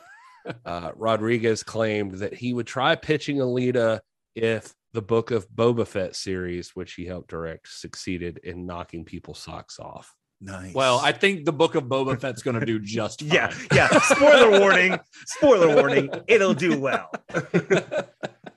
Speed Racer would end up being the last fully studio-funded film that the Wachowskis would make for quite a while. Their next film is a highly ambitious adaptation of a quote-unquote unfilmable novel. It would be primarily independently financed. That film, which was actually co-directed by a German filmmaker by the name of Tom Tykwer, and it is going to be the subject of our next episode. That is 2012's Cloud Atlas. Ooh. I've only seen it once. I enjoyed it when I saw it, but I know that it is a difficult film for a lot of people. Never seen it.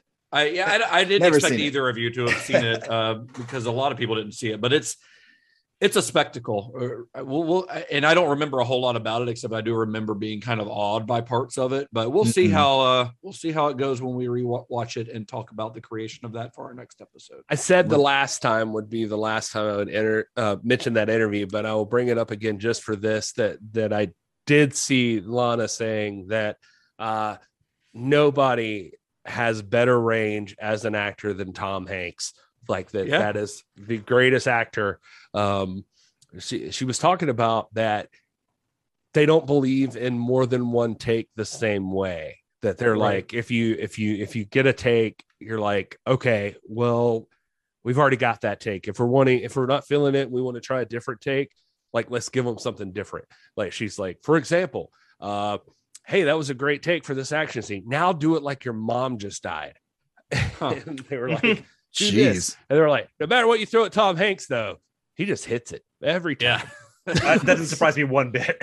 So I love that. So we'll talk more about Tom Hanks' involvement with that next week. If you want to watch Cloud Atlas along with us, hit up cinemashock.net. We'll have links to where you can stream it anywhere that it's currently streaming online. Of course, you can always get the DVD or Blu-ray if you want to as well. Watch along, and we'll discuss that then. You can also find there on cinemashock.net all of our episode archives, links to buy merchandise, links to our Discord, links to all of our social media, pretty much everything you need to find. That's the hub to find it. So Miles, thank you for coming on the show. Oh, thanks for having me.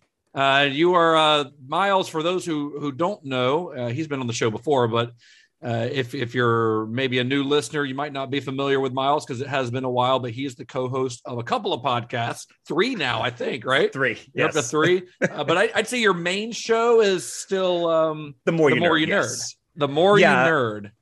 I was going on 10 years or so now, right? Yeah, we just celebrated our 10-year anniversary. And for whatever reason, I thought that I needed to make free time less of a concept to me. And so after we've been doing Cosmic Crit for 4 years now, I think. Thanks for the invite to the 10th anniversary, by the way. Which is a Starfinder actual play podcast. It's an RPG podcast where we play through campaigns of Starfinder.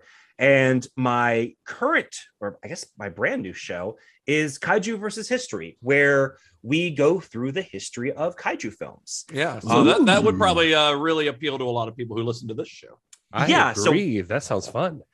Yeah, we're going through the entire canon, starting with some pre-kaiju stuff, the early 20th century, and then, obviously starting with 1933's King Kong, and then mapping everything up until 54's Godzilla, which is generally agreed upon as the first proper kaiju film.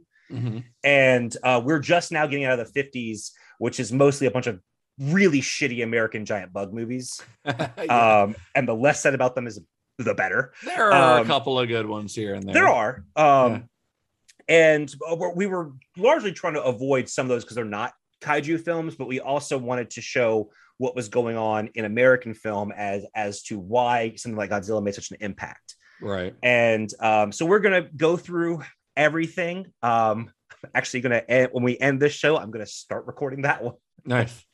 So, but yeah, those are the 3 shows. You can find me on Twitter at The More You Nerd. That's where I usually am. At Kaiju versus History, at Cosmic Crit. Instagram and Letterboxd are at Miles Will Save Us. Nice. What about you, Todd and Gary? You want to remind everyone where you can be found? Yes, you can follow my Star Trek podcast at Computer Resume on all of the socials. We are covering the entire Star Trek franchise in chronological order for fans new and old, and that releases weekly wherever you find your podcasts. And you can reach out to me at Mr. Todd A. Davis on all of the socials. Hey, my Matt, favorite recent thing was the being at a party with Todd, and people walk up to us and like, oh, what are you guys talking about? We go Star Trek, and they're just like, fucking figures. Yeah. I am at This Is Gary Horn, and I do have the wrestling podcast. It's at TIPW Show. We've been kind of slack, but it's coming back now. We found a lot of opportunities there for it to blossom into more. In the meantime, you can see me online over at the NWA, at NWA, National Wrestling Alliance. The doing interviews and getting bitched out by people. That's another thing I do. So, Especially Austin Idol. I loved watching you get screamed at by Chelsea Green. That was pretty amazing. I legitimately almost shit my pants because that was not, despite what people think about wrestling, that was not rehearsed. Like, she was really, really fine right before that, and then we said go, and then I went to ask her a question, and then she started screaming. I love it. And you're did you say at Rock and Roll Gary? I don't know if you said at that. This Is Gary Horn. Rock and Roll Gary. At Rock and Roll Gary. You won't find him there anymore. Not anymore. And This Is Gary Horn. This is Gary Horn, and I am at Justin_Bishop. And Miles, thanks again. If you ever need any co-host or special guest for your kaiju podcast, I'm sure any of us would love to do that. Oh, yeah. I think that'd be super fun. I think that'd be a fun crossover, considering the content. I've been thinking of ways to get us all to like doing something like that. I know that Todd is doing something soon with Star Trek, and I know my he's done a few of them. Yeah, is going to be on that soon as well. So we'll figure something out in the new year, I hope. Very cool. And find the podcast at Cinema_Shock, Twitter and Instagram. We're on Facebook, all that stuff. Like, rate, review, all that shit. Until next week, may the wings of liberty never lose a feather. Be excellent to each other. You poor naive chump. I'm going to pretend I didn't just hear that load of sickening schmaltz. I'm going to give you a bit of an education, and at the end of it, if you're smart, you'll thank me, and then you'll sign that contract. Interesting that you and your father were so moved by the 43 Prix. One of the greatest finishes in history of racing, right? Everyone remembers Burns and Stickleton slugging it out, but who remembers Carl Potts? Driving this rebuilt Whittigan for Iodine Industries, Potts spun out in the second lap and went down as a DNF. A forgettable and pathetic finish. So bad that afterwards Iodine's stock dropped 6 points. But as Ben Burns sat guzzling cold, fresh milk in Victory Lane, 1,000 cameras taking his picture, Sirius Aeronautics saw an almost 12-point gain, which immediately blocked Peninsula Power Cell from being able to afford the price of a complete takeover. This put Joel Goldman, the CEO of Iodine, in the exact position he wanted to be in. By first buying controlling interest of his own company at a devalued price, he then brokered a merger with Sirius that immediately sent Iodine into the gains record book, the only record book that matters. Look out that window. There isn't a single plane or helicopter or K-Harrier that isn't powered by iodine fuel cells. That's what racing is about. It has nothing to do with cars or drivers. All that matters is Johnny has the keys. That is that was the most whiskey dick ending to this.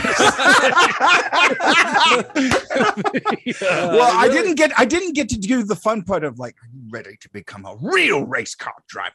Only in this show would we talk about how fucking obnoxious that speech was, and then Todd would do it at the end. As they said it, it took everything in my power to not be like, yes. You know what it really needs. I mean, I'll say that. What it really needs is a child and a monkey and Leonard Skinner's Freebird to really bring it home. I love you, Todd, but I am.